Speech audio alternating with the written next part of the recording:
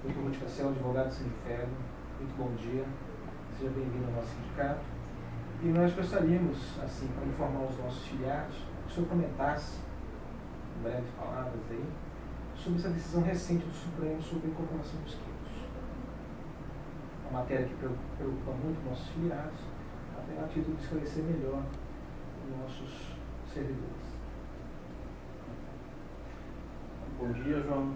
É um prazer estar aqui no sede do Sinjufeco e tratar de um tema tão importante que teve um desdobramento bastante ruim no Supremo Tribunal Federal, após uma década de consolidação na jurisprudência e na fase administrativa, nos tribunais, nos conselhos que reconheceram essas parcelas. E para tratar dessa matéria hoje, sobre a perspectiva do que pode acontecer e do que aconteceu, primeiro nós temos que ter a certeza de que a situação do setor judiciário da União é peculiar, porque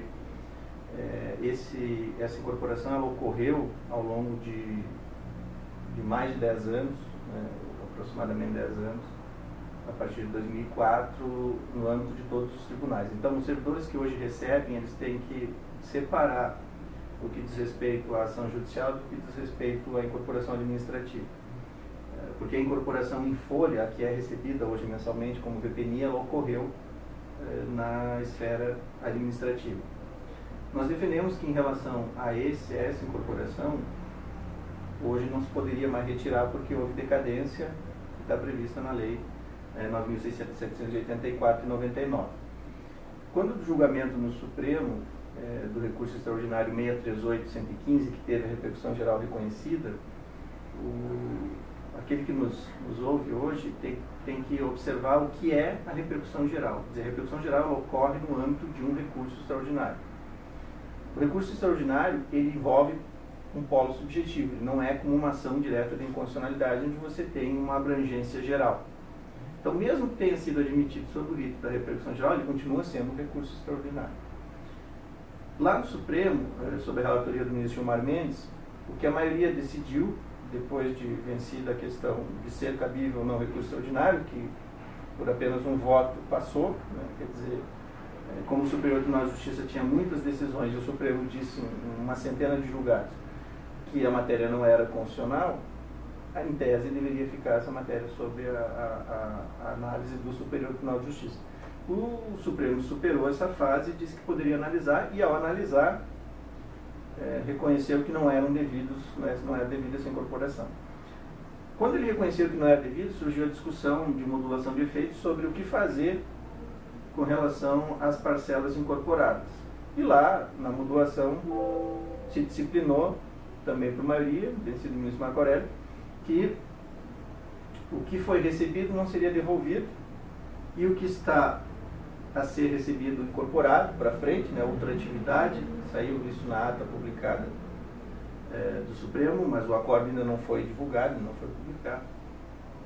Se consignou ali então que os valores futuros poderiam ser cortados. Agora, tratando disso no âmbito do recurso extraordinário, isso deveria valer só para os processos judiciais que ainda tratam dessa matéria.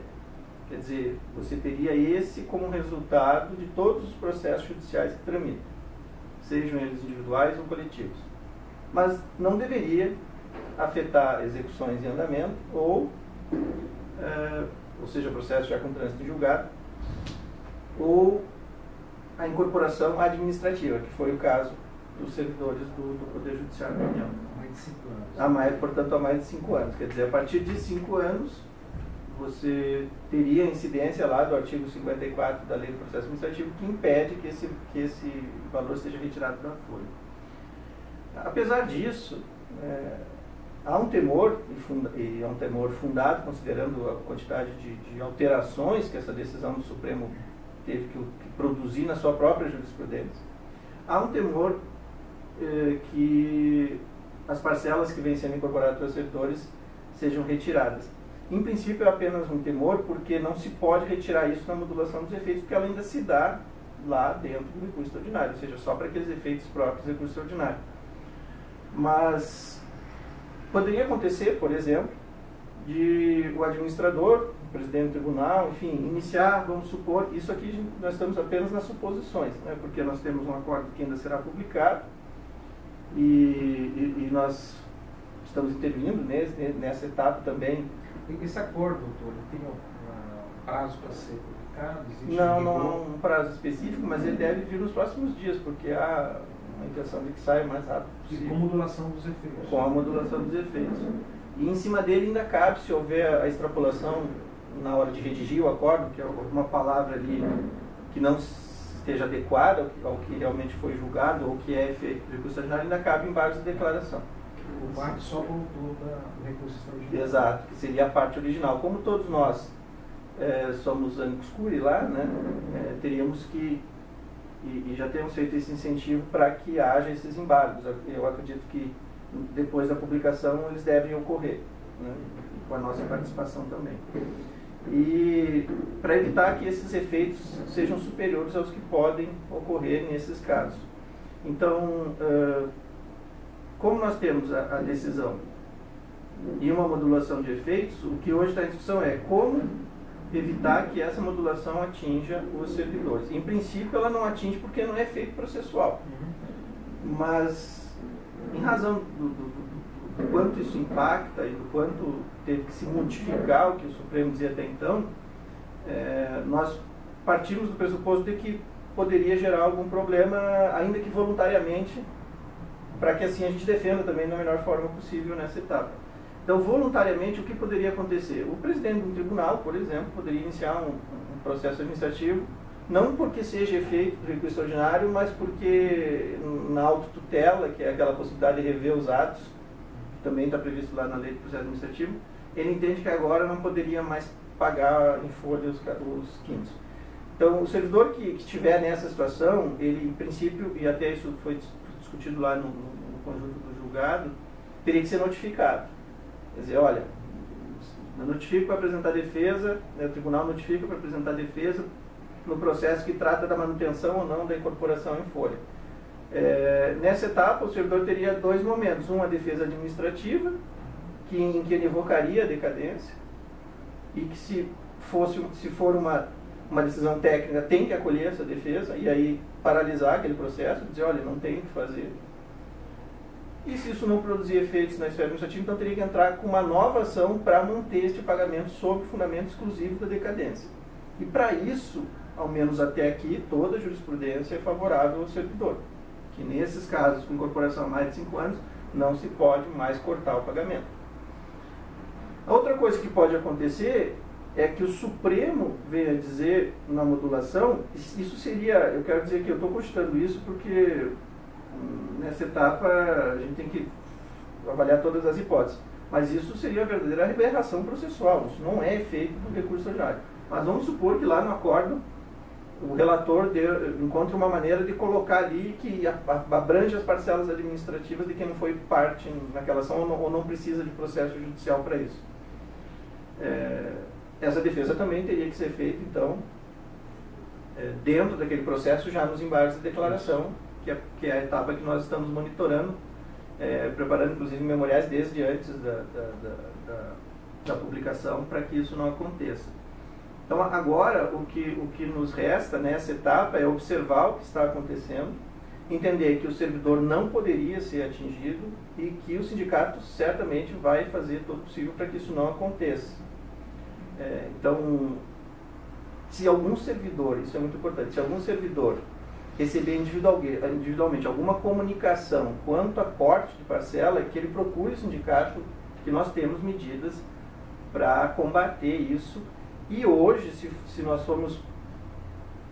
E essa defesa, doutor, ainda pode ser feita de forma coletiva? Pode ser feita de forma coletiva. Somente naquele caso dos filiados atingidos, né? Isso. O sindicato não teria, nesse caso aí, somente aqueles filiados que tiverem nessa situação, né? É possível, então, uma ação coletiva futura, contando, claro, num cenário que a gente não... Um cenário pior possível, Esperamos, na verdade, que ainda haja algum critério, né? Porque se houver um mínimo de critério técnico, essa decisão ela só serve para aqueles processos que dependem exclusivamente de uma futura decisão judicial em processo de conhecimento. Agora, eventualmente, dependendo da modulação dos efeitos, o voto condutor aí que venceu, do Gilmar Mendes, esse embargo declaratório que vai ser eventualmente proposto, ele vai ser submetido novamente ao plenário, né? Exatamente. Aí depende novamente de ser pautado. Ser pautado, E aí, com a entrada dos embargos declaratórios, suspende-se a decisão. Suspende-se a decisão. Até que sejam julgados os embargos.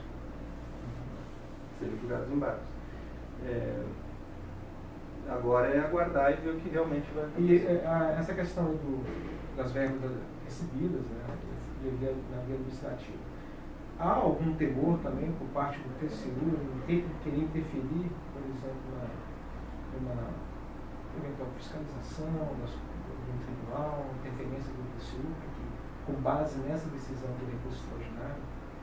Não, nessa etapa, em relação ao que foi recebido, por exemplo, e o que está incorporado em folha, se o TCU tomar alguma providência em relação ao que foi recebido, ele não teria nenhuma alternativa, porque na modulação isso está... Então, mesmo naquele cenário terrível, a modulação exclui a questão da devolução. Então, devolução o TCU não teria como exigir em nenhuma hipótese. Agora, se o Tribunal de Contas da União quisesse... Porque um dos mandados de segurança que foi julgado junto com o recurso extraordinário, lá tinha o recurso extraordinário e 2 mandados de segurança. Os 2 mandados de segurança, fora o recurso extraordinário, tratavam da incorporação reconhecida num acórdão do TCU de 2005, que foi o 2248. Esse acórdão, que resultou lá de um pedido de reexame na época, de uma representação, que surgiu com uma representação do Ministério Público para o TCU, por conta da incorporação lá no próprio Tribunal Superior do Trabalho, na época, ali o TCU primeiro reconheceu que não era devido e depois, em pedido de reexame, que gerou a decisão de 2005, reconheceu que eram devidos os quintos, que era correta aquela interpretação. Mesmo o TCU agora, com um dos mandados de segurança que foi julgado, porque foram julgados 2 mandados de segurança, mas um não foi conhecido e o outro, na sequência do recurso extraordinário, foi conhecido e eles concederam a segurança. Nesse que eles concederam a segurança foi para derrubar aquele acordo do TCU de 2005. Só que aquele acordo era só o julgamento de representação, ele não tem por consequência uma notificação aos tribunais de que o TCU agora vai retirar os quintos. Se o TCU quisesse, nesse processo de fiscalização, tratar dos quintos para dizer que não eram devidos, novamente cabe a defesa da decadência, né? Se ele quisesse por iniciativa própria, né? Não porque seria uma consequência necessária do que foi julgado lá. Então, doutor, para esclarecer aos nossos filiados, a defesa do Sindifé, nesse momento, a estratégia de atuação do sindicato, nesse momento, é aguardar a publicação do acordo, né, para ver o que vai ser modulado e, eventualmente, aí o senhor já me disse que já está mantendo contato, né, com a parte de autora, advogado que ingressou, e propor aí, acho que um embargo declaratório para amadurecer melhor a questão. Os embargos de declaração certamente serão necessários, ainda que para rediscutir alguns pontos lá que não ficaram fora.